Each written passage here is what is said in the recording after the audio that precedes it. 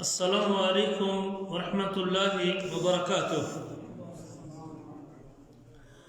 ان الحمد للہ نحمده ونستعینه ونستغفره ونعوذ باللہ من شرور انفسنا ومن سیئات اعمالنا من يهده الله فلا مضل له ومن يضلل فلا هادي له، وأشهد أن لا إله إلا الله وحده لا شريك له، وأشهد أن محمدا عبده ورسوله۔ اللهم صل على محمد وعلى آل محمد كما صليت على إبراهيم وعلى آل إبراهيم إنك حميد مجيد۔ اللهم بارك على محمد وعلى آل محمد كما باركت على إبراهيم وعلى آل إبراهيم إنك حميد مجيد۔ رب اشرح لي صدري ويسر لي أمري واحلل عقدة من لساني يفقهوا قولي۔ اللهم انفعنا بما علمتنا وعلمنا ما ينفعنا وزدنا علما ينفعنا۔ اللهم أرنا الحق حقا وارزقنا اتباعه وارنا الباطل باطلا وارزقنا اجتنابه۔ اما بعد فاعوذ باللہ من الشیطان الرجیم، بسم اللہ الرحمن الرحیم۔ قل هو اللہ احد اللہ الصمد لم یلد ولم یولد ولم یکن له کفوا احد۔ گرامی قدر بھائیوں اور لائق احترام ساتھیوں، مالک الملک کا فضل و کرم ہے کہ اس نے مجھے اور آپ کو ماں کی گود سے نعمت ایمان سے مالا مال کیا ہے۔ اسلام بچپن سے مجھے ملا ہے۔ جس گھر میں میں نے آنکھ کھولی تھی وہ گھر ایک مسلمان کا گھر تھا، وہ گھر ایک کلمہ گو کا گھر تھا۔ اور اس اسلام کی خوبیوں میں سے سب سے پہلی خوبی یہ ہے اور سب سے بڑی خوبی یہ ہے کہ یہ صرف ایک اللہ کی عبادت کی تعلیم دیتا ہے۔ یہ اسلام کا پہلا بنیادی رکن ہے کہ عبادت کے لائق صرف اللہ کی ذات ہے۔ اور اسی پیغام کو اجاگر کرنے کے لیے اور اسی پیغام کو لوگوں کے ذہنوں میں راسخ کرنے کے لیے اور لوگوں کے ذہنوں میں پکا کرنے کے لیے آدم علیہ السلام سے لے کر نبی آخر الزمان محمد کریم صلی اللہ علیہ وسلم تک جتنے نبی اور رسول دنیا میں تشریف لے آئے تو اسی پیغام کو عام کرنے کے لیے کہ اس کائنات میں عبادت کے لائق کس کی ذات ہے؟ اللہ کی ذات ہے۔ کتابیں اتری تو اسی میسج کو کنوے کرنے کے لیے، رسول آئے تو اسی پیغام کو پھیلانے کے لیے، حق و باطل کے درمیان ٹکر ہوئی اور جنگیں ہوئی تو اسی پیغام کو پھیلانے کے لیے یا اس رستے میں جو رکاوٹ بنی ان رکاوٹوں کو دور کرنے کے لیے لوگوں کا کچھ تو خون ہوا، حتیٰ کہ قتل جیسی نوبت بھی آئی، تو صرف اسی توحید کے رستے میں رکاوٹ بننے والے لوگوں کے لیے۔ حالانکہ قتل کرنا ایک کبیرہ گناہ ہے، کسی کی جان لینا ایک بڑا گناہ ہے، لیکن اللہ کی توحید کے رستے میں اگر کوئی رکاوٹ آئے گا تو اس کا خون بھی حلال ہو۔ اللہ کا شکریہ ادا کرنا چاہیے اس کی نعمت پر۔ یہ اتنی بڑی نیکی ہے، توحید اتنی بڑی نیکی ہے کہ اس ایک نیکی کے ہوتے ہوئے رب ذوالجلال چاہے تو بندے کے باقی زندگی کے سارے گناہوں کو معاف کر دے۔ اللہ قرآن مجید میں فرماتے ہیں سورۃ النساء میں 2 مرتبہ اللہ نے کہا ہے ان اللہ لا یغفر ان یشرک بہ، بے شک اللہ تعالیٰ اس بات کو معاف نہیں کرے گا کہ اس کے ساتھ کسی کو شریک کیا جائے، وَيَغْفِرُ مَا دُونَ ذَلِكَ لِمَن يَشَاءُ، اور اس شرک کے علاوہ اللہ کی توحید کے منافی اگر کوئی کام کرے گا رب اس کو کبھی معاف نہیں کرے گا۔ ہرگز اس کی معافی نہیں ہے۔ لیکن اس کے علاوہ رب ذوالجلال انسان اگر زمین سے لے کر آسمان تک اس پوری دھرتی کو گناہوں سے بھر کے لے کے آئے، حدیث کے الفاظ ہیں، اللہ فرماتے ہیں حدیث قدسیہ، یا ابن آدم انک ما دعوتنی ورجوتنی، اے آدم کے بیٹے تو نے مجھ سے امید نہیں رکھی اور تو نے مجھے پکارا نہیں، تو نے مجھ سے مانگا نہیں اور مجھ سے دعا نہیں کی، غفرت لک ما کان فیک انک ما دعوتنی ورجوتنی، غفرت لک ما کان فیک ولا ابالی، آدم کے بیٹے میں تیرے گناہوں کو معاف کر دوں گا اور تیرے گناہوں کی بخشش کر دوں گا۔ اے آدم کے بیٹے، لو بلغت ذنوبک عنان السماء، اگر تیرے گناہ آسمان کی بلندیوں کو چھونے لگے، اگر تیرے گناہ آسمان کی بلندیوں کو چھونے لگے، ثم استغفرتنی غفرت لک ولا ابالی، اور پھر تو نے مجھ سے یہ کہہ دیا کہ یا رب مجھے معاف کر دے، میں تجھے معاف کر دوں گا، مجھے کوئی پرواہ نہیں اس سے۔ یا ابن آدم، اے آدم کے بیٹے، انک لو اتیتنی بقراب الارض خطایا، اگر تو اس پوری زمین کو گناہوں سے بھر کے بھی میرے پاس آئے گا، اس زمین سے لے کر آسمان تک کے خلا کو بھی گناہوں سے آلودہ کر کے تو میرے پاس آئے گا، اور ثم لقیتنی لا تشرک بی شیئا، لیکن ایک شرط ہے کہ تیرے دامن پر شرک کا دبا نہیں ہونا چاہیے، تو نے میری ذات کے ساتھ کسی کو شریک، عقیدہ توحید کے اندر کوئی جھول نہیں ہونی چاہیے، مجھے اکیلا الہ ماننے میں کوئی فرق نہیں ہونا چاہیے، میرے الوہیت کے اندر تو نے کسی کو شریک نہ کیا ہو، اور میری بندگی اور پوجا کے اندر کسی کو شامل نہ کیا ہو، لَأَتَيْتُقَ بِقُرَابِهَا مَغْفِرَةً، تو میں اس پورے خلا کو تیری اس توحید جیسی نیکی کے بدلے میں اس زمین سے لے کر آسمان تک کے خلا کو معاف کر کے تجھے بخشش عطا کر دوں گا۔ اس سے آپ اندازہ لگا سکتے ہیں کہ عقیدہ توحید پہ قائم رہنا، اور اگر یہ مجھے اور آپ کو ماں کی گوشت سے نصیب ہو گیا ہے تو یہ کتنی بڑی خیر ہے جو اللہ نے، اور کتنی بڑی توفیق ہے جو اللہ نے ہمیں عطا کی ہے۔ نبی کریم کا یہ بھی ارشاد گرامی ہے، حضرت معاذ بن جبل روایت کرتے ہیں، آپ نے ایک دن فرمایا تھا، یا معاذ اتدری ما حق اللہ علی العباد، کیا تجھے علم ہے کہ اللہ تعالیٰ کا بندوں پر کیا حق ہے؟ وما حق العباد علی اللہ، اور پھر بندوں کا اللہ پر کیا حق بنتا ہے اگر بندے اللہ کا حق ادا کرتے ہیں؟ تو فرمایا اللہ کے نبی نے فإن حق اللہ علی العباد ان یعبدوہ، اللہ تعالیٰ کا بندوں پر یہ حق ہے کہ بندے اس کی عبادت کریں، اس کی پوجا کریں، اس کی بندگی کریں، اس کا حکم مانے، اس کے سامنے جھکے، صرف عبادت اسی کی کریں، اس کی عبادت کے اندر کسی کو شریک نہ کریں، ولا یشرک بہ شیئا، اور ایک رتی برابر بھی کسی کو اس کے ساتھ شریک نہ کریں۔ اگر یہ حق بندہ ادا کرتا ہے تو اس کے صلے میں اللہ اسے کیا دے گا؟ یہ حق ہے بندوں کا، یہ بندوں پر، میرے آپ پر اللہ تعالیٰ کا حق ہے کہ ہم اس کی عبادت کریں اور اس کے ساتھ کسی کو شریک نہ کریں۔ اگر یہ حق ادا کر کے میں اور آپ اس دنیا سے جاتے ہیں، ہم اپنی زندگی کے آخری لمحے تک اس عقیدے پہ قائم رہتے ہیں کہ ہم نے اللہ کے ساتھ کسی کو شریک نہ کیا ہو، نہ اس کی ذات میں، نہ صفات میں، نہ الوہیت میں، نہ کاموں میں، نہ ناموں میں، نہ صفتوں میں، اللہ اکبر کبیرہ، میں نے کسی کو شریک نہ کیا ہو، تو پھر اللہ تجھے اور مجھے کیا دینے والا ہے؟ حدیث کے الفاظ ہیں، پھر وحق العباد علی اللہ ان لا يعذب من لا یشرک بہ شیئا، پھر اللہ تعالیٰ کا، پھر بندوں کا اللہ پر یہ حق ہے کہ ان لوگوں نے جنہوں نے اللہ کے ساتھ کسی کو شریک نہیں کیا، اللہ تعالیٰ ان کو عذاب سے دوچار نہ کرے۔ اور ایک روایت کے الفاظ ہیں کہ اللہ تعالیٰ اس نیکی کے بدلے میں اللہ قیامت کے دن ان کو معاف کر دے۔ یہ بھی نبی کریم کا ارشاد گرامی ہے، صحیح مسلم کی حدیث ہے، ان اللہ لا یظلم مؤمنا، ان اللہ لا یظلم مؤمنا، اللہ تعالیٰ نیکی کے معاملے میں کسی مومن پر ظلم نہیں کرے گا، یؤتی بہا فی الدنیا ویجزا، او یؤتا بہا فی الدنیا ویجزا بہا فی الآخرہ۔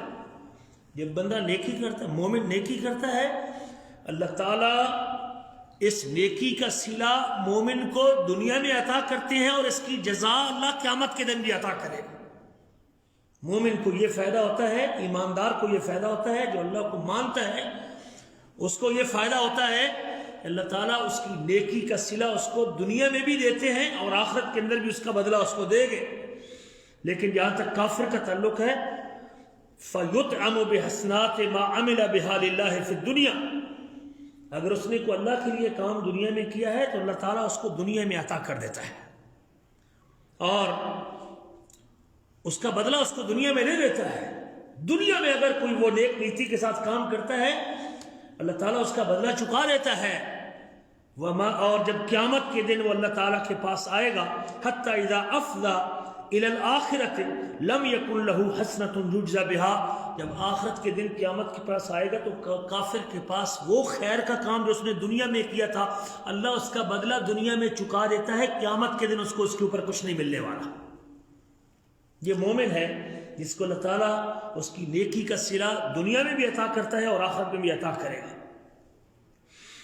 یہ بھی نبی کریم صلی اللہ علیہ وسلم کا ارشاد گرامی ہے کہ سنن ترمذی کی حدیث ہے کہ قیامت کے دن ایک بندہ آئے گا، اللہ تعالیٰ جب حساب لے گا، پوری دنیا کے لوگ جب جمع ہو گئے اور جب پوری مخلوق کٹھی ہوگی معاشر کے میدان میں اور اس کے 99 حد نگاہ تک پھیلے ہوئے گناہوں کے پلندے اس کے سامنے پھیلا دیے جائیں گے اور ہر ایک جو اس کا وہ دفتر ہے وہ جہاں تک بندے کی نظر جاتی ہے وہاں تک پھیلا ہوا ہوگا، حتیٰ کہ اللہ تعالیٰ اسے کہیں گے کہ یا تجھے انکار کرتا ہے اس میں سے کسی چیز کا؟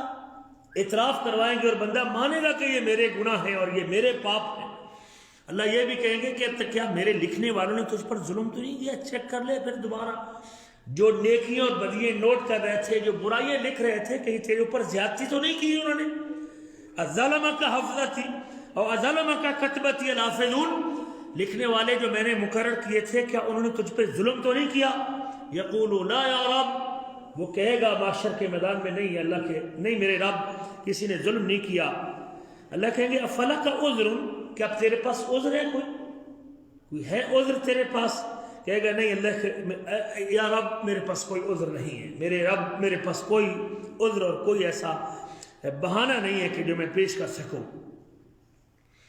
تو اللہ تعالیٰ کہیں گے کہ ہمارے پاس تیری ایک نیکی موجود ہے، ان لک عندنا حسنات، ہمارے پاس تیری ایک نیکی محفوظ ہے اور ایک نیکی موجود ہے۔ وَإِنَّهُ لَا ظُلْمَ عَلَيْكَ الْيَوْمَ، اور آج تیرے اوپر ظلم نہیں ہوگا۔ فَتُخْرَجْ لَهُ بِطَاقَةٌ فِيهَا، پھر ایک کارڈ چھوٹا سا اس کے سامنے پیش کیا جائے گا اور اس میں لکھا ہوگا اشہد ان لا الہ الا اللہ، میں اس بات کی گواہی دیتا ہوں کہ اکیلے اللہ کے علاوہ کوئی عبادت کے لائق نہیں ہے۔ بس یہ کلام اس کے اوپر لکھا ہوگا اور وہ نیکی اس کی واشہد ان محمدا عبدہ ورسولہ، اور اس میں یہ گواہی بھی ہوگی کہ میں اس بات کی بھی شہادت دیتا ہوں کہ بے شک محمد صلی اللہ علیہ وسلم اللہ کے بندے اور رسول ہیں۔ اب اللہ تعالیٰ اسے کہیں گے یہ تیری ایک نیکی ہمارے پاس محفوظ ہے اور یہ تیرے حد نگاہ تک گناہوں کے 99 پلندے بھی موجود ہیں، 90 اور 99 پلندے بھی گناہوں کے موجود ہیں۔ چلو ہم اس کا وزن کر لیتے ہیں، احضر وزن کا، چل ترازو کے پاس جاؤ، یہ قیامت کے دن کے اعمال میں سے ایک عمل بندے کے اعمال کا وزن بھی ہونا ہے۔ قیامت کے دن جو کنڈیشن اور حالات ہونے ہیں ان میں سے ایک اعمال کا وزن ہونا بھی ہے۔ ہم وزن کرتے ہیں تیری نیکی کا، دیکھ لیتے ہیں، کہتے ہیں وہ کہے گا ما هذه البطاقۃ ما هذه السجلات، اتنے بڑے گناہوں کے بلندے ہیں، حد نگاہ تک پھیلے ہوئے، جہاں تک میری نظر جاتی ہے وہاں تک وہ گناہوں سے بھرے ہوئے گناہوں کے رجسٹر ہیں، وہ گناہوں کے رجسٹر ہے۔ ظاہر بات وہ شرم محسوس کرے گا کہ یہ ایک چھوٹا سا کار اتنے گناہوں کے مقابلے میں کیا کرے۔ فقال انک لا تظلم، چیک کر لے، ترازو کے پاس چلا جا، کنڈا اٹھنے لگا ہے اور تلنے لگا ہے، تیری یہ ایک نیکی تلنے لگی ہے، پریشان ہونے کی ضرورت نہیں ہے، تجھ پر ظلم نہیں کیا جائے گا۔ فتوضع السجلات فی کفۃ والبطاقۃ فی کفۃ، وہ 999 گناہوں کے رجسٹر ایک پلڑے میں ہوں گے اور یہ ایک کارڈ دوسرے پلڑے میں ہوگا۔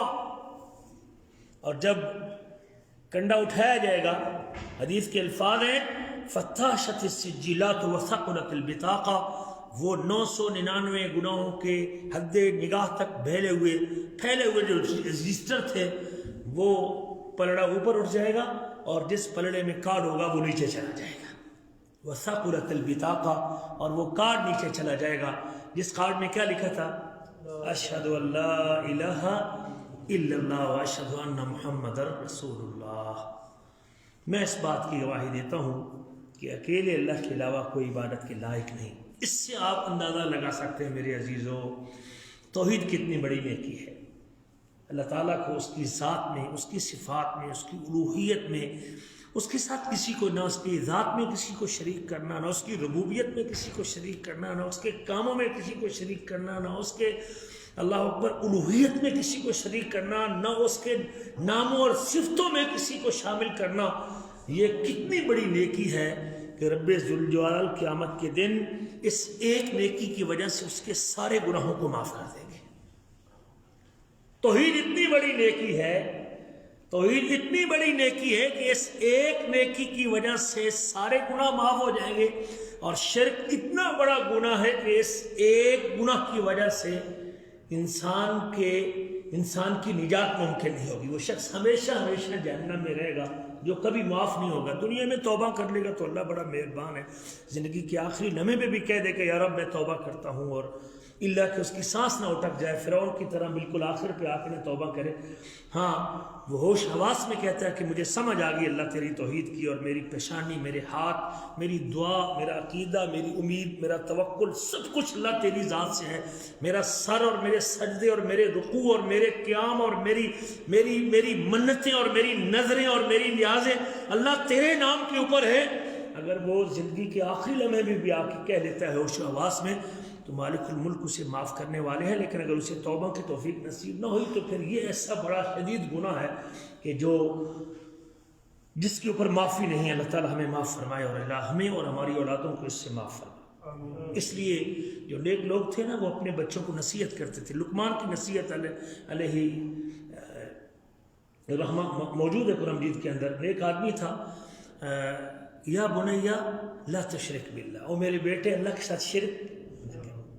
انبیاء جب بیٹھتے ہیں آخری لمحے پہ اپنی اولادوں کو کہتے تھے. یعقوب علیہ السلام نے کہا اپنے بچوں سے کہ جب ان کو موت کا وقت قریب آیا کہ میرے بعد کس کی پوجا کرو گے، تو آگے سے اولاد نے کہا کہ نعبد الہک و الہ آبائک، ہم آپ کے اور آپ کے جو آباء و اجداد کا الہ ہے ہم اللہ تعالیٰ کی پوجا کریں گے.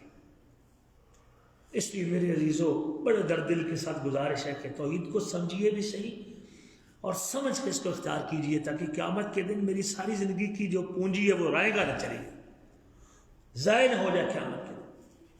اور مجھے سمجھنا چاہیے اللہ کی توحید کو، اور اپنے بچوں کو بھی اس موضوع پہ پڑھانا چاہیے. توحید کلیئر ہونی چاہیے بغیر کسی تعصب کے. میرا بھلے کسی مسلک سے تعلق ہے لیکن اللہ کی توحید کو سمجھنا یہ ہماری ذمہ داری ہے، تاکہ ہم اللہ نہ جانتے ہوئے بھی کہیں اللہ کے ساتھ کسی کو شریک نہ کر بیٹھے. بہت بڑی نیکی ہے، اللہ اکبر کبیرہ. موسیٰ علیہ السلام نے جب اللہ سے کہا تھا نا کہ اللہ مجھے ایسا ذکر بتائیے کہ جو میں ہی کروں کوئی اور نہ کرے، تو اللہ تعالیٰ نے کہا قل لا الہ الا اللہ. موسیٰ یہ کہا کر کہ اللہ کے علاوہ کوئی عبادت کے لائق نہیں.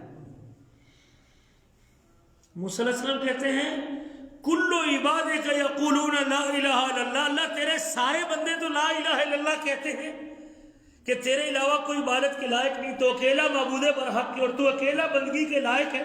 میں نے تو خاص ذکر مانگا تھا، تیرے سارے بندے یہی ذکر کرتے ہیں، میری کیا خصوصیت، میں نے تو خاص ذکر مانگا تھا. تو اللہ تعالیٰ نے کیا جواب دیا تھا؟ لو ان السماوات السبع والارضین السبع فی کفۃ، اگر 7 آسمان اور 7 زمینیں ایک پلڑے میں ہوں اور لا الہ الا اللہ دوسرے پلڑے میں ہو، جس پلڑے میں لا الہ الا اللہ ہوگا وہ 7 آسمانوں اور 7 زمینوں سے بھی بھاری نکلے گا. اس سے آپ اندازہ لگا سکتے ہیں کہ توحید کتنی بڑی نیکی ہے. صحیح مسلم میں حضرت عبادہ بن صامت کی ایک اور حدیث، اللہ کے نبی فرماتے ہیں من قال اشہد ان لا الہ الا اللہ، جو بندہ یہ کہے کہ میں اس بات کی گواہی دیتا ہوں کہ اللہ کے علاوہ کوئی عبادت کے لائق نہیں، وہ وحدہ لا شریک ہے، وہ اکیلا ہے، اس کا کوئی شریک نہیں، اور میں گواہی دیتا ہوں کہ محمد صلی اللہ علیہ وسلم اللہ کے بندے اور رسول ہیں، اور حضرت عیسیٰ اللہ کے بندے ہیں اور اس کی بندی کے بیٹے ہیں، اور اللہ کا کلمہ ہے جو مریم کی طرف ڈالا ہے، اور اللہ کی طرف سے بھیجی ہوئی روح ہے. وَأَنَّ الْجَنَّةَ حَقٌّ وَالنَّارَ حَقٌّ، اور جنت بھی حق ہے اور آگ بھی حق ہے، جہنم بھی حق ہے. ادخلہ اللہ من ای ابواب الجنت ثمانیۃ شاء. جو آدمی اس عقیدے سے دنیا سے چلا گیا کہ عبادت کے لائق صرف اللہ کی ذات ہے، قیامت کے دن جب آئے گا اللہ کے ایک ہونے کے عقیدے کے ساتھ، محمد کریم صلی اللہ علیہ وسلم کی رسالت پر یقین رکھتے ہوئے، عیسیٰ علیہ السلام کو اللہ کا کلمہ اور اللہ کا نبی رسول مانتے ہوئے، اور جنت کو حق سمجھتے ہوئے اور جہنم کو حق سمجھتے ہوئے، اللہ اس کو جنت کے دروازے پہ کھڑا کر دیں گے اور اسے کہیں اگر تیرا عقیدہ یہ تھا کہ اللہ کے علاوہ کوئی عبادت کے لائق نہیں، جا جنت کے 8 دروازے تیرے لیے کھلے ہیں، جس میں سے چاہے جنت میں داخل ہو جائے. اس سے آپ کو، مجھے اور آپ کو یہ فکر لگنی چاہیے کہ میں کلیئر ہوں اللہ کی توحید میں. واقعی میرا ہاتھ صرف اسی کے آگے اٹھتا ہے، میں مدد کے لیے اسی سے درخواست کرتا ہوں، میری پیشانی اسی کے سامنے جھکتی ہے، میں اس کی ذات و صفات میں کسی کو شریک کیوں نہیں کرتا. میرے عزیزو، اللہ تعالیٰ کے اوپر ایمان لانے کے تقاضوں میں سے، اور جو اسلام کا پہلا رکن ہے، آپ جب کہتے آمنت باللہ، میں اللہ کے اوپر ایمان لایا ہوں کہ وہ اپنی ذات میں ایک ہے، 2 اور 3 اور 4 نہیں ہے. میں ایمان رکھتا ہوں کہ وہ اپنے کاموں میں اکیلا ہے، اس کے کاموں میں کوئی شریک نہیں ہے. میں ایمان رکھتا ہوں کہ وہ اپنی ناموں اور صفتوں میں ایک ہے، اس کے ناموں اور صفتوں میں کوئی شریک نہیں ہے. میں چوتھا تقاضا یہ ہے کہ میں ایمان رکھتا ہوں کہ وہ اپنی الوہیت اور معبود برحق ہونے میں وہ صرف اکیلا ہے جس کی اس کائنات میں پوجا کی جا سکتی ہے، اس کے علاوہ کسی کی پوجا نہیں ہو سکتی، کسی کی عبادت نہیں ہو سکتی. عبادت نام کا کام اگر ہو سکتا ہے تو صرف کس کے لیے؟ صرف اللہ کے لیے ہو سکتا ہے. یہ بھی ایمان باللہ کا یہ بھی تقاضا ہے کہ وہ اپنی ذات میں اکیلا ہے، 2 نہیں 3 نہیں. جو 3 چیزوں کو الہ مانتے ہیں، مریم کو، عیسیٰ علیہ السلام کو، مریم علیہ السلام کو، اللہ کو الہ 3 اور تینوں کا مجموعہ جس کی پوجا کرتے ہیں، یا اللہ تعالیٰ کی کسی کو بیوی ہونے کی عقیدہ رکھتے ہیں، اللہ تعالیٰ کے لیے بیوی کا عقیدہ رکھتے ہیں، یا اللہ تعالیٰ کے لیے اولاد کا عقیدہ رکھتے ہیں، اللہ تعالیٰ کا بیٹا ہے، یا نبیوں کی محبت میں غلو کرتے ہوئے اللہ کے کسی نبی کو اللہ کا بیٹا قرار دیتے ہیں. ہمارا مسلمانوں کا عقیدہ یہ ہے کہ اللہ تعالیٰ ذات میں ایک ہے، اللہ تعالیٰ سے کوئی چیز نکلی نہیں، اللہ کسی سے نکلا نہیں، اللہ کا کوئی بیٹا نہیں، اللہ کی اولاد نہیں، اللہ کی بیوی نہیں. یہ اللہ تعالیٰ کے ایمان کے تقاضوں میں سے ایک تقاضا ہے. جب کہتا ہوں آمنت باللہ تو میں اس بات کا اظہار کرتا ہوں، اور یہ میری توحید میں شامل ہے اور میرے ایمان میں شامل ہے کہ اللہ تعالیٰ کی اولاد ہے نہیں. سورۃ اخلاص دیکھیں، اور اس عقیدے کا اظہار کتنی بڑی نیکی ہے. کوئی شخص انہی کلمات کو دہراتا ہے، ذرا اس سے اندازہ لگائیے کہ کتنی بڑی نیکی ہے. قل هو اللہ احد. مشرکین مکہ نے پوچھا تھا کہ اللہ کا نسب نامہ کیا ہے جن کی ہم پوجا کرتے ہیں، 360 نیک لوگوں کی شکلوں کے بت بناتے ہیں، ہم ان کے نام کی نظر و نیاز دیتے ہیں، منت مانتے ہیں، ان کی پوجا کرتے ہیں، ان سے ڈرتے اور خوف کھاتے ہیں، ان سے امیدیں وابستہ کیے رکھے ہوئے ہیں، ان کو ہم اللہ تعالیٰ سے مانگتے وقت ان کی ذاتوں کا وسیلہ بناتے ہیں. ان کا تو پیچھے کوئی بیک گراؤنڈ ہے نا، کوئی خاندانی بیک گراؤنڈ ہے، ان کے پیچھے ان کی کوئی خدمات ہے، کوئی ستو گھول کے پلاتا تھا، کسی کا اور مقام تھا، کوئی حاجیوں کی خدمت کرتا تھا، اور اس کا ایک نام نسب ہے، اور پیچھے ان کا ایک خاندانی بیک گراؤنڈ موجود ہے. محمد کریم آپ جس اکیلے اللہ کی عبادت کی دعوت دیتے ہیں، اس کا نسب کیا ہے؟ اس کا نسب تو بیان کیجیے. اس کا باپ کون ہے، دادا کون ہے، پردادا کون ہے، اس کا کس خاندان سے تعلق ہے؟ آپ جو کہتے ہیں کہ اکیلا الہ ہے، یہ ان 360 لوگوں کی اور ان 360 مورتیوں کی جو نیک لوگوں کی ہم نے بنا کے رکھی، آپ اس کی نفی کرتے ہیں. آپ ان کی پوجا کو کرنے کو تیار نہیں اور ان کی عبادت کے لیے آمادہ نہیں ہے. آپ ان کی عبادت کی نفی کرتے ہیں. وہ ایک اللہ جس کی آپ عبادت کی دعوت دیتے ہیں، جو آپ کہتے ہیں کہ الہ ایک ہے، انما الہکم الہ واحد، کہ تمہارا الہ صرف ایک الہ ہے، لا الہ الا اللہ، اللہ کے علاوہ کوئی عبادت کے لائق نہیں ہے. اس اللہ کا نسب کیا ہے؟ تب اللہ نے یہ سورت نازل کی تھی پوری کی پوری، قل هو اللہ احد. کہہ دیجئے وہ اللہ ایک ہے، وہ اللہ ایک ہے. اللہ الصمد، اللہ بے نیاز ہے. اس کو کسی کی پرواہ نہیں ہے، ساری دنیا اس کی محتاج ہے، وہ کسی کا محتاج نہیں ہے، ساری دنیا اس کی منگتی ہے، وہ کسی سے مانگنے والا نہیں ہے، ساری دنیا اس کے در کی سوالی ہے، وہ کسی سے سوال کرنے والا نہیں ہے، وہ ساری دنیا کی ضرورتوں کو پورا کرتا ہے، وہ اپنا اور اپنی ضرورتوں کو پورا کرنے میں وہ کسی کا محتاج نہیں ہے، وہ بے پرواہ ہے، غنی ہے، صمد ہے۔ اس کے بغیر کسی کی بگڑی بن نہیں سکتی، اس کے بغیر کسی کی بگڑی بن سکتی ہی نہیں، اور اس کو اپنے کام اور اپنے کام میں اور اپنے امر میں، خلق میں، ملک میں، تقدیر میں، نظام چلانے میں، تدبیر میں اس کو کسی کی ضرورت ہی نہیں۔ قل هو اللہ احد، کہہ دیجئے وہ اللہ ایک ہے، نسب پوچھتے ہو، باپ پوچھتے ہو، کہہ دیجئے وہ اللہ ایک ہے۔ قل هو اللہ احد، اللہ الصمد، اللہ بے نیاز ہے، لم یلد ولم یولد، اس نے کسی کو جنا نہیں، وہ جنا گیا نہیں، وہ کسی کا بیٹا نہیں، وہ کسی کا باپ نہیں، وہ کسی سے پیدا نہیں ہوا اور اس سے کوئی پیدا نہیں ہوا۔ لم یلد ولم یولد، اس نے کسی کو جنا نہیں اور وہ پیدا ہوا نہیں ہے۔ اس کا نسب پوچھتے ہو، وَلَمْ يَكُنْ لَهُ كُفُوًا أَحَدٌ، اور اس کا کوئی ہمسر نہیں، اس کے برابر کا نہیں، اس کا ساجی نہیں، اس کا مثیل نہیں، اس کی طرح کا نہیں ہے۔ لَيْسَ كَمِثْلِهِ شَيْءٌ، اس کی مثل دنیا میں کوئی چیز ہے ہی نہیں۔ وَهُوَ السَّمِيعُ الْبَصِيرُ، اور وہ خوب سننے والا اور خوب دیکھنے والا ہے۔ یہ کتنا عظیم عقیدہ ہے، یہ اگر آپ دہراتے ہیں نا صرف اسی صورت کو، اس چھوٹی سی صورت کو جو اللہ تعالیٰ کے تعارف، اللہ کی پہچان اور اللہ کی صفات میں اتری ہے، اللہ کے لیے الوہیت کا اس بات کرتی ہے۔ قل هو اللہ احد، کہہ دیجئے وہ اللہ، اس کا ایک معنی یہ ہے کہ وہ اللہ ایک ہے، 2 3 اور 4 نہیں ہے۔ اس کا ایک معنی یہ ہے کہ اس کائنات میں معبود برحق ایک ہے، معبود ایک ہے، عبادت کے لائق صرف ایک ہے۔ قل هو اللہ احد اللہ الصمد، وہ کیوں ایک ہے، وہ کیوں اکیلا عبادت کے لائق ہے، صرف اسی کی پوجا کیوں ہو سکتی، کسی اور کی نہیں ہو سکتی؟ اس لیے کہ وہ صمد اور بے نیاز ہے۔ جو بے نیاز ہے وہ ایک ہی ہے، جب باقی ساری دنیا محتاج ہے اور ساری دنیا اس کے در کی فقیر ہے، اور جو خود خودسی کا فقیر ہو تو اس کی پوجا۔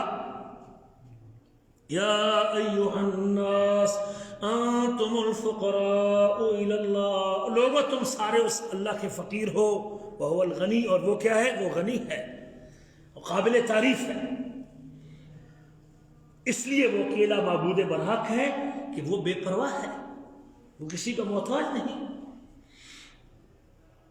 لم یلد ولم یولد، اس لیے اکیلا عبادت کے لائق ہے کہ اس نے کسی کو جنا نہیں، وہ پیدا نہیں۔ لم یلد، اس نے کسی کو جنا نہیں، اس کا کوئی بیٹا نہیں، وہ اتنا بے نیاز ہے۔ بھئی بیٹے کی ضرورت تو انسان کو ہے نا، جس کو بڑھاپا آنا ہے، جس کو ضرورت ہے مجھے کچھ سنبھالنے والا ہو، مجھے اٹھانے والا ہو، کوئی بٹھانے والا ہو، کما کے کھلانے والا ہو۔ وہ تو کھاتا اور پیتا ہی نہیں، وہ تو کھلاتا ہے، خود کھاتا ہی نہیں۔ جو کھلاتا ہے، جس کو کھانے پینے کی ضرورت ہی نہیں ہے، جو کھانے کا محتاج ہی نہیں ہے، اس کو اولاد کی ضرورت ہی نہیں۔ لم یلد، وہ اتنا بے نیاز ہے کہ اس نے کسی کو جنا ہی۔ ولم یولد، یہ محتاج ہے، اس کو سرپرست کی ضرورت ہے، باپ کی ضرورت ہے، کفیل کی ضرورت ہے، لیکن اس کا کوئی باپ ہی نہیں۔ وہ اتنا بے نیاز ہے کہ اس کو باپ کی سرپرست کی ضرورت ہی نہیں ہے۔ ولم یکن لہ کفوا احد، اور اس کا کوئی شریک نہیں ہے۔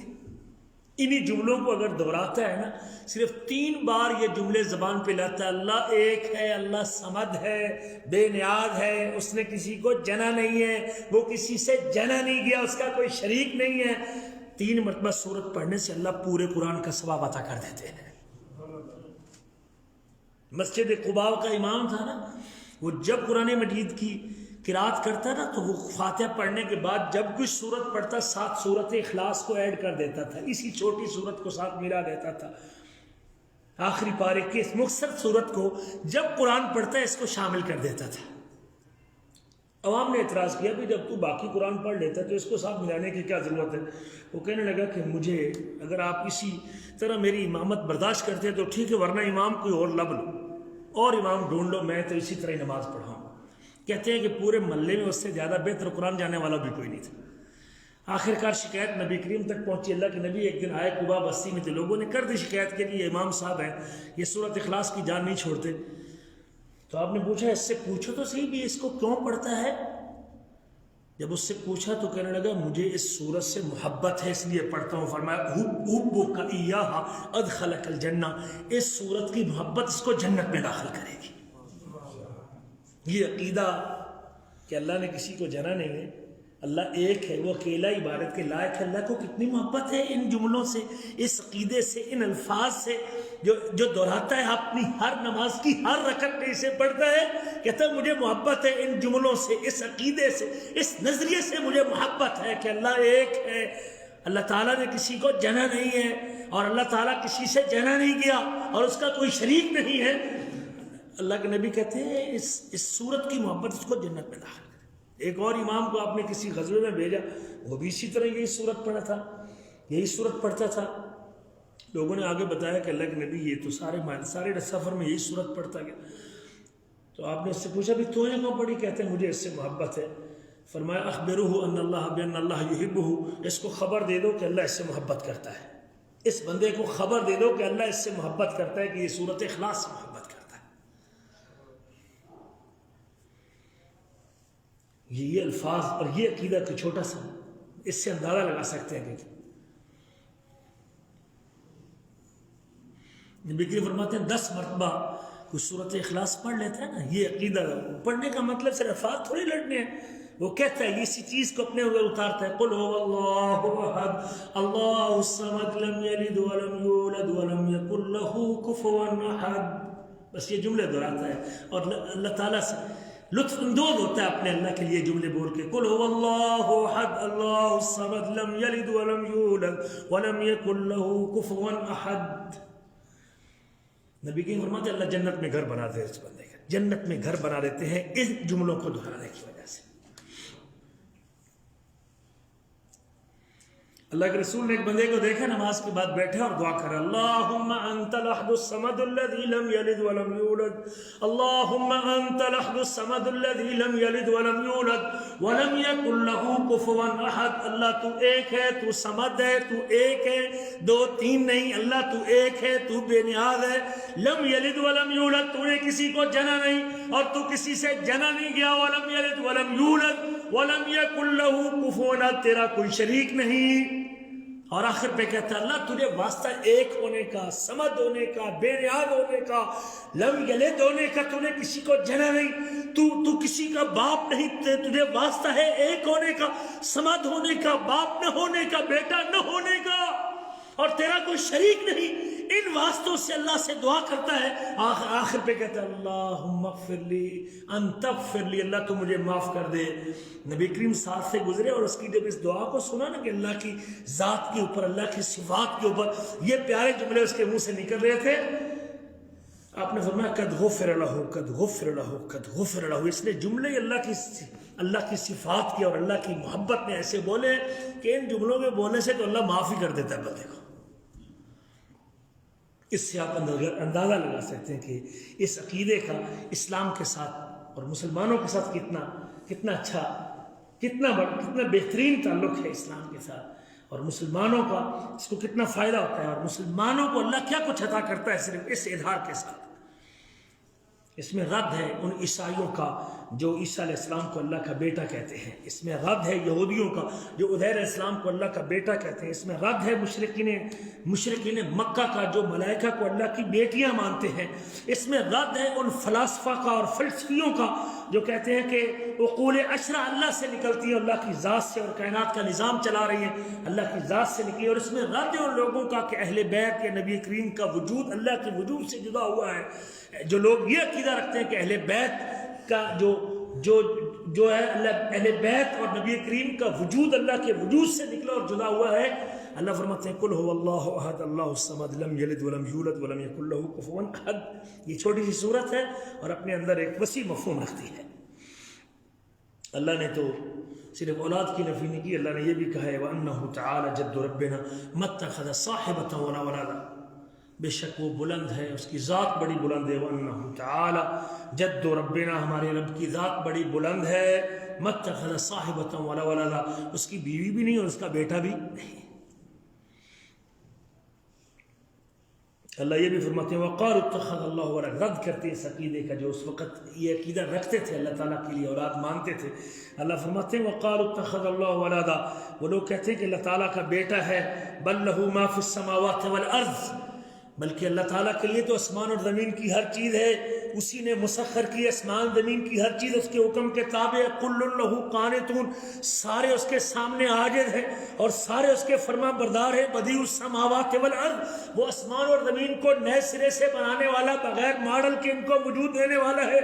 وَإِذَا قَضَىٰ أَمْرًا، اور جب وہ کوئی فیصلہ کرتا ہے وَإِذَا قَضَىٰ أَمْرًا فَإِنَّمَا يَقُولُ لَهُ كُن فَيَكُونُ، وہ تو کن کہتا ہے اور کام ہو جاتا ہے، اس کو تو اولاد کی ضرورت ہی نہیں، وہ تو اتنا بے پرواہ ہے. اللہ نے رد کیا ان لوگوں کے اوپر جو اللہ کے نبیوں کو اللہ کا بیٹا کہتے تھے. اللہ فرماتے ہیں وقالت اليهود عزیر ابن اللہ، یہودی کہتے تھے کہ عزیر اللہ کا بیٹا ہے، اور عیسائی کہتے تھے کہ المسیح ابن اللہ، عیسیٰ اللہ کا بیٹا ہے. ذالک قولہم بافواہہم یضاہون قول الذین کفروا، یہ ان کی بات ان لوگوں کی بات کے مشابہ ہے جنہوں نے کفر کیا. قاتلہم اللہ ان یفقون، اللہ ان کو برباد کرے، کہاں بٹکے پھرتے ہیں. اللہ تعالیٰ کے لیے کسی کو بیٹا ماننا، اللہ تعالیٰ کا بیٹا کہنا، مشرکین کے عقیدے کی طرح یہ عقیدہ ہے جس طرح وہ اللہ کے لیے بیٹیاں مانتے تھے. اللہ نے رد کیا ایسے عقیدے کے اوپر. ایک نہیں 20 آیتیں اللہ تعالیٰ فرماتے ہیں اس بات کے اوپر کہ اللہ تعالیٰ کی بیوی نہیں، اللہ تعالیٰ کا بیٹا نہیں. اور یہ بھی اللہ تعالیٰ نے اپنی کتاب میں فرمایا ہے، سورۃ قاف کے اندر آپ پڑھتے رہتے ہیں وَيُنذِرَ الَّذِينَ قَالُوا اتَّخَذَ اللَّهُ وَلَدًا، یہ کتاب ان لوگوں کو ڈرانے کے لیے آئی ہے جو کہتے ہیں کہ اللہ تعالیٰ کا بیٹا ہے. مَا لَهُم بِهِ مِنْ عِلْم، ان کو علم نہیں، ان کو پتہ نہیں، نہ ان کے آباء و اجداد کو علم ہے. کَبُرَتْ كَلِمَةً تَخْرُجُ مِنْ أَفْوَاهِهِمْ، بہت بڑی بات ہے، بڑی خطرناک بات ہے جو ان کے منہ سے نکلتی ہے. إِن يَقُولُونَ إِلَّا كَذِبًا، اگر وہ یہ بات کہتے ہیں تو جھوٹ بولتے ہیں. کس بیانی کرتا ہے جو اللہ تعالیٰ کے لیے کسی کو بیٹا مانتا ہے، اللہ تعالیٰ کے لیے کسی کو بیٹا کہتا ہے.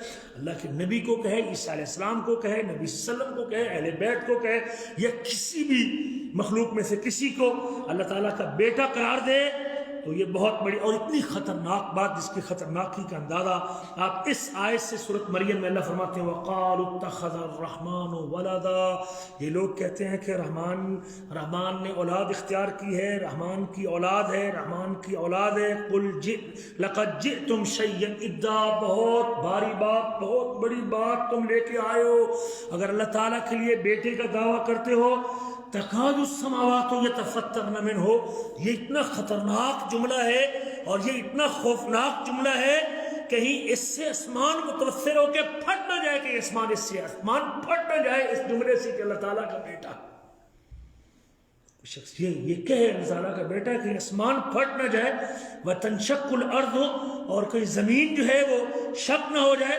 وَتَخِرُّ الْجِبَالُ حَدًّا، اور کہیں پہاڑ ریزہ ریزہ نہ ہو جائیں. ان دعوا للرحمن ولدا، اس بات کے اوپر کہ ان لوگوں نے اللہ تعالیٰ کی رحمان کے لیے بیٹے کا دعویٰ کیا ہے. یہ کہنا کہ اللہ تعالیٰ کا بیٹا ہے، اس سے آسمان پھٹ جائے، زمین شق ہو جائے اور پہاڑ ریزہ ریزہ ہو جائے. وما ينبغي للرحمن ان يتخذ ولدا، رحمان کو زیب نہیں دیتا کسی کو اولاد بنائے، یہ اس کی شان نہیں کسی کو بیٹا بنائے، یہ اس کے لائق نہیں کسی کو بیٹا. وہ بڑا صبر کرنے والا ہے اور بڑا تحمل کرتا ہے، بڑا بردبار ہے، بڑا حلیم ہے. حدیث کے الفاظ ہیں لیس احد اصبر علی اذى سمعه من اللہ، اللہ تعالیٰ سے تکلیف دہ بات سن کے صبر کرنے والا اللہ سے بڑھ کر کوئی نہیں ہے. سب سے زیادہ تکلیف دہ جملوں کے اوپر صبر کرنے والا کون ہے؟ وہ اللہ کی ذات ہے. اور وہ کیسے صبر کرتا ہے؟ انہم لیدعون لہ ولدا، لوگ کہتے ہیں فلاں اللہ کا بیٹا ہے، فلاں نبی اللہ کا بیٹا ہے، فلاں شخص اللہ کا بیٹا ہے. لوگ اللہ تعالیٰ کے لیے بیٹا ہونے کا دعویٰ کرتے ہیں. وَإِنَّهُ لَيُعَافِيهِمْ وَيَرْزُقُهُمْ، لیکن اس کے باوجود بھی اس نے ان کو عافیت میں رکھا ہوا ہے اور ان کو رزق بھی دیتا ہے. اس سے بڑی برداشت کرنے والا اور کون ہے؟ اللہ سے بڑھ کر کوئی صبر کرنے والا نہیں. اتنا خوفناک جملہ بولنے کے بعد بھی اس نے ان کو زندگی بھی دی ہوئی اور وہ رزق بھی دیتا ہے ان کو، وہ برداشت کرنے والا ہے. اللہ تعالیٰ نے مسلمانوں کو عیسائیوں کے ساتھ جنگ لڑنے کا حکم دیا ہے، اور اس جنگ لڑنے کے اسباب میں سے ایک سبب یہ بھی ہے کہ وہ اللہ تعالیٰ پر ایمان نہیں رکھتے، وہ اللہ تعالیٰ پر ایمان نہیں رکھتے۔ ایک سبب یہ بھی ہے کہ وہ اللہ پر ایمان نہیں رکھتے، ایمان نہیں رکھتے۔ اللہ کے اوپر ایمان نہ رکھنے کا مطلب ہے وہ اللہ تعالیٰ کے لیے بیٹا مانتے عیسیٰ علیہ السلام کو۔ یہودی بھی عزیر علیہ السلام کو اللہ تعالیٰ کے لیے بیٹا مانتے ہیں، اور عیسائی بھی عیسیٰ علیہ السلام کو اللہ کا بیٹا مانتے ہیں۔ اور جس شخص کا یہ عقیدہ ہے اس کا اللہ پر ایمان نہیں ہے، آخرت پر ایمان نہیں ہے، اور اللہ کے وجود اور اللہ تعالیٰ کی توحید پر ایمان نہیں ہے۔ اللہ تعالیٰ کہتے ہیں وہ شخص اگر میرے لیے بیٹے کا دعویٰ کرتا ہے وہ مجھے گالی دیتا ہے، مجھے گالی دیتا ہے وہ شخص جو کہتا ہے کہ اللہ تعالیٰ کا بیٹا ہے، عیسیٰ اللہ کا بیٹا ہے، عزیر اللہ کا بیٹا ہے علیہ السلام۔ ان دو نبیوں کو جو شخص میری طرف منسوب کرتا ہے وہ شخص مجھے گالی دیتا ہے۔ حضرت ابو ہریرہ بیان کرتے ہیں کہ نبی کریم نے فرمایا کہ ابن آدم نے مجھے جھٹلا دیا ہے، اور اس کو جھٹلانا نہیں چاہیے تھا۔ ابن آدم نے میری تکذیب کی اور اس کو تکذیب نہیں کرنی چاہیے تھی، اور ابن آدم نے مجھے گالی دی اور اس کو گالی نہیں دینی چاہیے تھی، مجھے گالی نہیں دینی چاہیے تھی۔ پھر آپ نے وضاحت کی کہ اللہ کو جھٹلانا کیا ہے؟ جو شخص یہ عقیدہ رکھے کہ دوبارہ کوئی معاشر نہیں ہے اور کوئی اٹھنا نہیں، قبروں سے نکلنا نہیں، باس بادل موت نہیں، قبروں سے دوبارہ اٹھنا نہیں، وہ شخص میری تکذیب کرتا ہے، اور میرے لیے دوبارہ پیدا کرنا پہلی مرتبہ پیدا کرنے سے زیادہ مشکل نہیں ہے، میرے لیے آسان ہے کہ بندوں کو دوبارہ بھی پیدا کر سکتا ہوں۔ اور جہاں تک گالی کا تعلق ہے، وَأَمَّا شَتْمُهُ إِيَّايَ، مجھے گالی کیسے کہتا ہے؟ جو شخص یہ کہتا ہے کہ اللہ تعالیٰ کا فلاں بیٹا، فلاں نبی اللہ کا بیٹا ہے، فلاں شخص اللہ کا بیٹا ہے، وہ شخص مجھے گالی دیتا ہے۔ وَأَنَا الْأَحَدُ الصَّمَدُ لَمْ أَلِدْ وَلَمْ أُولَدْ، میں اکیلا ہوں، صمد ہوں، بے نیاز ہوں، میں نے کسی کو جنا نہیں اور میں کسی سے جنا نہیں گیا، اور میرا کوئی شریک نہیں ہے۔ اللہ کو گالی دیتا ہے جو شخص یہ کہے کہ عیسیٰ اللہ کا بیٹا ہے، عیسیٰ علیہ السلام اللہ کے بیٹے ہیں۔ اب آپ کی مرضی ہے، اب کوئی شخص عیسیٰ علیہ السلام کی 25 دسمبر، کل 25 دسمبر ہے، اور اب اگر کوئی شخص کہے کہ عیسائیوں کو کہے کہ تمہیں عید مبارک ہو، تمہیں اپنے نبی کی ولادت مبارک ہو، اللہ تعالیٰ کو بیٹا جو اللہ نے دیا ہے تمہارے عقیدے کے مطابق، ان کے عقیدے کے مطابق کہ عیسیٰ اللہ کا بیٹا ہے، اور آپ اسے عیسیٰ کی پیدائش کے اوپر کہتے ہیں کہ جو ہے نا وہ میری کرسمس کہتے ہیں، ہیپی کرسمس کہتے ہیں، تمہیں کرسمس کی مبارکباد، اور تمہیں جو ہے نا وہ جو ہے نا کرسمس کی اور عیسیٰ علیہ السلام کی ولادت کے اوپر ہم مبارکباد پیش کرتے ہیں۔ اب بتائیے اس کا ایمان باقی بچے گا؟ وہ آپ واٹس ایپ پہ کریں، یا آپ موبائل پہ کریں، یا فیس بک پہ کریں، یا آپ اس کو آپ کی ورشے میں کام کرتا ہے یا آپ کے پاس کام کرتا ہے، آپ اسے اس کی مٹھائی کھائیں یا اس کی عید میں شریک ہوں، اور آپ اللہ تعالیٰ کو گالی میں اسے مبارک، کوئی شخص یہ کسی زانی کو کہے کہ تجھے زنا کرنا مبارک ہو، کوئی شخص کسی قبر کو سجدہ کر رہا ہے اور اسے یا کسی مورتی کے اوپر جھکا ہو اور آپ کہیں کہ تجھے مبارک ہو کہ تو سجدہ کر رہا ہے مورتی کے سامنے، کوئی شخص جو ہے نا وہ چوری کر رہا ہو تو اسے کہے مبارک ہو تجھے تو چوری کر رہا ہے، کوئی شخص اللہ اکبر سود کھا رہا اور آپ اسے کہے مبارک ہو تجھے تو سود کھا رہا ہے۔ اس سے بڑا گناہ ہے کہ وہ اللہ کے ساتھ اللہ کی توہین کر رہا ہے، اللہ کے لیے عیسیٰ علیہ السلام کو بیٹا ہونے کا عقیدہ رکھ رہا ہے کہ 25 دسمبر کو اللہ نے بیٹا دیا اور اس بیٹے کا نام عیسیٰ بن مریم ہے۔ کوئی شخص اس عقیدہ کے اوپر خوشی کا اظہار کر رہا ہو اور آپ اسے مبارکباد پیش کریں، ڈوب مرنے کا مقام ہے اس مسلمان کے لیے جس کو پتہ ہی نہیں کہ میرا عقیدہ کیا ہے، میرا ایمان کیا ہے، میرا اسلام کی تعلیمات کیا ہے، میرا قرآن کیا کہتا ہے کہ اللہ تعالیٰ کا کوئی بیٹا نہیں۔ یہ عیسائیوں کا عقیدہ ہے کہ وہ عیسیٰ علیہ السلام کو اللہ کا بیٹا کہتے ہیں، کبھی اللہ کہتے ہیں، کبھی مریم علیہ السلام کو اللہ کی بیوی کہتے ہیں، اور اللہ نفی کرتا ہے ان باتوں کی۔ اللہ تو کہتے ہیں کہ عیسیٰ علیہ السلام اللہ کے رسول ہے، جو یہودی کہتے ہیں کہ اور عیسیٰ علیہ السلام کو رسول نہیں مانتے، اللہ تعالیٰ ان کو بھی گمراہ کہتا ہے اور بھٹکے ہوئے لوگ، اور ان کو بھی عیسیٰ علیہ السلام کے ساتھ کفر کی وجہ سے اسلام سے خارج، اور محمد صلی اللہ علیہ وسلم کے نبوت کے انکار کی وجہ سے اسلام سے خارج، اور وہ بھی کافر ہیں جو عیسیٰ علیہ السلام کی رسالت کے منکر، اور وہ بھی کافر ہیں جو عیسیٰ علیہ السلام کو اللہ کا بیٹا کہتے ہیں۔ اللہ تو کہتے ہیں کہ عقلی دلائل کے ساتھ کہ عیسیٰ اور اس کی ماں صدیقہ تھی اور عیسیٰ اللہ کے رسول تھے، اور وہ دونوں کھاتے تھے، اور وہ دونوں اللہ اکبر کھاتے اور پیتے تھے جس طرح انسان کھاتا پیتا ہے، اور جو کھاتا اور پیتا ہو وہ انسان ہے، وہ الہ نہیں ہو سکتا، وہ معبود نہیں ہو سکتا۔ اللہ اکبر کبیرہ۔ اللہ یہ بھی کہتے ہیں کہ بے شک عیسیٰ علیہ السلام کی مثال تو اللہ کے پاس آدم علیہ السلام کی طرح ہے. عیسائی کہتے ہیں عیسیٰ کا اس لیے اللہ کا بیٹا کہ عیسیٰ کا باپ کوئی نہیں ہے، معجزانہ پیدا ہوئے نا، اللہ کے کلمے سے پیدا ہوئے نا. اور اب اس معجزے کی وجہ سے وہ کہتے ہیں کہ عیسیٰ علیہ السلام اللہ کے بیٹے ہیں. تو اللہ کہتے ہیں عیسیٰ علیہ السلام کی مثال تو اللہ کے پاس آدم علیہ السلام کی طرح ہے. اگر بغیر باپ کے پیدا ہونے کی وجہ سے عیسیٰ کو اللہ کا بیٹا بناتے ہو تو پھر آدم علیہ السلام تو بغیر ماں اور باپ کے پیدا ہوئے ہیں، ان کو بھی اللہ کا بیٹا کہو. لیکن کوئی ان کو اللہ کا بیٹا کہتا.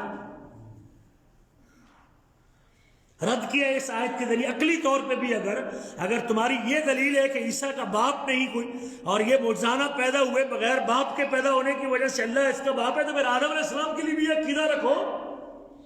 ان مثل عیسیٰ عند اللہ کمثل آدم خلقہ من تراب. آدم علیہ السلام کو اس نے مٹی سے پیدا کیا ہے. ثم قال له کن فیکون، اور پھر اسے کن کہا اور وہ ہو گیا. تو عیسیٰ علیہ السلام کو بھی اللہ تعالیٰ نے کن کہہ کے پیدا کیا ہے. اللہ کا کلمہ ہے، اللہ کا بیٹا نہیں ہے. اللہ نے رد کیا ان لوگوں کے اوپر جو اللہ تعالیٰ کی ذات کے ساتھ کسی کو اس کی عبادت میں کسی کو اللہ کا جز بناتے ہیں. وَجَعَلُوا لَهُ مِنْ عِبَادِهِ جُزْءًا، اور لوگوں نے اللہ تعالیٰ کے بندوں میں سے کچھ اس کی ذات کے حصے یا اس کی عبادت میں کچھ کو اللہ کا جز بنا دیا ہے، اللہ کا حصہ بنا دیا ہے. بے شک انسان کھلا ناشکرا ہے. کیا وہ ان کو بیٹیاں بنائے گا جس کو اس نے پیدا کیا ہے؟ اس نے تمہارے لیے بیٹے پسند کیے اور اپنے لیے بیٹیاں بنائے گا. مشرکین کا عقیدہ تھا کہ فرشتے اللہ کی بیٹی ہیں. تو اللہ تعالیٰ کہتے ہیں اللہ نے خود پیدا کیا ہے، ان کو وہ بیٹیاں بنائے گا، اپنے لیے بیٹیاں اختیار کرے گا اور تمہارے لیے بیٹے بنائے گا. ان کی اپنی حالت تو یہ ہے کہ جب ان کو بیٹی کی ولادت کی خبر ملتی ہے تو ان کے چہرہ جو ہے نا وہ سیاہ ہو جاتا ہے، چہرہ سیاہ ہو جاتا ہے اور اندر کڑتا رہتا ہے. اور ملائکہ کو ان لوگوں نے جو اللہ کے عبادت گزار تھے ان کو مؤنث بنا دیا، بیٹیاں بنا دیا. کیا کہ اللہ نے جب ان کو پیدا کیا تھا یہ موجود تھے اس وقت؟ اللہ ان کی گواہی کو بھی لکھا جائے گا اور اللہ تعالیٰ ان سے پوچھے گا بھی قیامت کے دن تم ایسا دعویٰ کیوں کرتے تھے. اس لیے میرے عزیزو، اب اگر کوئی شخص عیسیٰ علیہ السلام کے اس 25 دسمبر کو پیدائش کا دن مانتے ہوئے اس کو اللہ کا بیٹا ہونے کا عقیدہ رکھتے ہوئے ان کو یہ مبارکباد دیتا ہے تو وہ اللہ تعالیٰ کے لیے اولاد کو تسلیم کر رہا ہے، وہ اللہ تعالیٰ کے لیے اولاد کو تسلیم کر رہا ہے اور اس عقیدے کے اوپر ان کو مبارکباد دے رہا ہے اور اپنے عقیدے کی نفی کر رہا ہے. کیا کوئی شخص اس بات کو پسند کرے گا؟ کہیں اس جملے کے اوپر، اس مبارکباد کے اوپر اور اس ہیپی جو ہے نا وہ کرسمس کہنے پہ اور میری کرسمس کہنے کے اوپر جو ہے نا کہیں آسمان پھٹ نہ جائے اور زمین شک نہ ہو جائے اور زمین اس کو نگل نہ لے کہیں اس بدعقیدگی کے اوپر. جو عیسیٰ علیہ السلام کی ذات میں غلو کرتے ہیں اور یہ بھی اس غلو کے اندر شریک ہوتا ہے، اور جو کفر کرتے ہیں اور یہ بھی اس کفر کے اندر شریک ہوتا ہے. اور ایسے پروگرام میں شرکت کرنا اور ایسے پروگرام کیمپ کرنا اور ایسی مجلس میں جانا اور ایسے کیک کاٹنا اور پیدائش کی خوشی منانا، یہ بالکل اسلام کا جو بنیادی عقیدہ توحید ہے اور جو اسلام کا پہلی بنیاد ہے کہ اللہ کے علاوہ کوئی عبادت کے لائق نہیں اور اللہ تعالیٰ کی کوئی اولاد نہیں اور اللہ تعالیٰ کا کوئی باپ نہیں اور اللہ تعالیٰ کا کوئی بیٹا نہیں، یہ اس عقیدے کی نفی کرنا ہے. اور ویسے بھی کفار کی مشابہت کرنے سے بھی منع کیا گیا ہے. اللہ کے نبی فرماتے ہیں من تشبہ بقوم فہو منہم، جو کسی قوم سے مشابہت کرے گا وہ انہی میں سے ہوگا. اور آپ نے یہ بھی فرمایا ولا تشبہوا بالیہود، داڑیوں کو رنگا کرو اور یہودیوں کی مشابہت نہ کیا کرو. یہودیوں کی مشابہت سے اللہ کے نبی نے منع کیا ہے. حتیٰ کہ مشابہت میں تو اللہ کے رسول نے فرمایا کہ اگر 10 محرم کو یہودی روزہ رکھتے ہیں تو میں اگلے سال 9 کا روزہ بھی رکھوں گا. عبادت کے اندر بھی ان کی موافقت اللہ کے نبی نے کی. ان سے محبت کرنا، کفار سے محبت کرنا، ان سے دوستی رکھنا حرام ہے ہماری شریعت میں. اللہ فرماتے ہیں یا ایھا الذین آمنوا لا تتخذوا بطانۃ من دونکم، آپ اپنے علاوہ کسی کو جگری دوست نہ بناؤ، کسی سے گہری دوستی نہ کرو. لا یعلونکم خبالا، کہ وہ تمہیں نقصان دینے میں کمی نہیں کریں گے. وہ اس بات کو پسند کرتے ہیں کہ تمہیں تکلیف آئے، اور ان کی جو بغض ہے وہ واضح ہو گیا ہے ان کے منہوں سے، اور جو ان کے سینوں میں چھپا ہے وہ اس سے بہت بڑی چیز ہے. ہم نے تمہارے لیے آیتیں کھول کر بیان کر دی ہیں.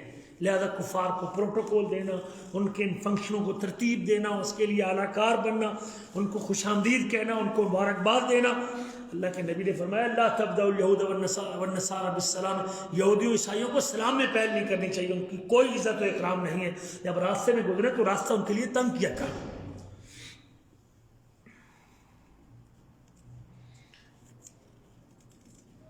ان کی عیدوں میں شریک ہونا اور ان کی عیدوں کی دعوتیں قبول کرنا، ان کے فنکشن اپنے گھروں میں قائم کرنا۔ تو حالت یہ ہو چکی ہے کہ لوگ کہتے ہیں کہ جی وہ ہم جو ہے وہ کرسمس لنچ کھائیں گے، دوپہر کا کھانا 25 دسمبر کی دوپہر کے کھانے کو کرسمس لنچ کا ہم نے اہتمام کیا، ڈنر کا اہتمام کیا جی، شام کا کھانا کرسمس کی وجہ سے آج ہمارے گھر میں ہوگا، دوپہر کا کھانا آج ہمارے گھر میں، مسلمان لوگوں کو دعوت ہے۔ کس قدر مسلمان ناواقف ہو چکا ہے اور کس قدر مسلمان اللہ کے دین سے دور ہو چکا ہے۔ امام احمد بن حنبل کے بارے میں آتا ہے کہ جب کسی عیسائی کو دیکھتے ہیں آنکھیں بند کر لیتے تھے۔ کسی نے کہا کہ حضرت آپ آنکھیں کو بند کرتے ہیں؟ کہتے ہیں کہ میں اس بندے کو اپنی آنکھوں سے دیکھنے کی قدرت نہیں رکھتا، میں نہیں چاہتا کہ اس بندے کو اپنی آنکھوں سے دیکھو جو اللہ کے اوپر جھوٹ باندھتا ہے، جو اللہ تعالیٰ کے لیے بیٹا مانتا ہے عیسیٰ علیہ السلام کو، میں اسے اپنی آنکھوں سے دیکھنا ہی نہیں چاہتا۔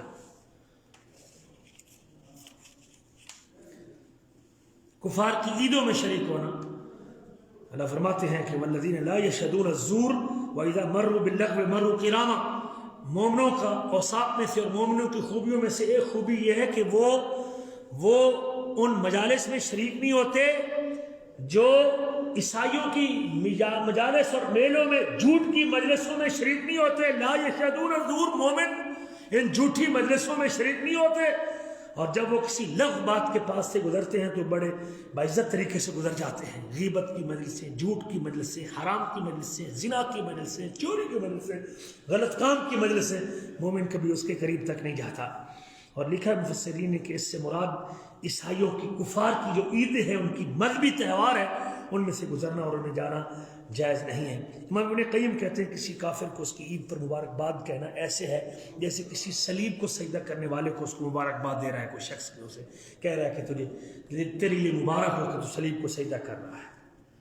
اس لیے ہمیں آنکھیں کھول کے جینا چاہیے۔ آپ کے موبائل کے اوپر اگر کوئی ایسا میسج آتا ہے جس میں ہیپی کرسمس اور میری کرسمس اور پھر نیا سال مبارک، ہیپی نیو ایئر کہنا اور نئے سال کی مبارکباد دینا، بھائی یہ اس نیا سال ہی تو وہ سال کا جشن تو عیسیٰ علیہ السلام کی وجہ سے، یہ سال نئے کا آغاز ہی کرتے، اس لیے اس کو عیسوی سال کہتے ہی اس لیے ہے کہ دسمبر میں عیسیٰ علیہ السلام کی وہ ولادت مانتے ہیں اور اس سے پھر اگلے سال کا آغاز کرتے ہیں، جنوری سے پھر وہ نئے سال کا آغاز کرتے ہیں، اور وہ نئے سال کی جو نئے سال کا جو فنکشن کرتے ہیں، جشن ہے، نئے سال کا جشن مناتے ہیں، وہ اسی عقیدے کے تحت مناتے ہیں۔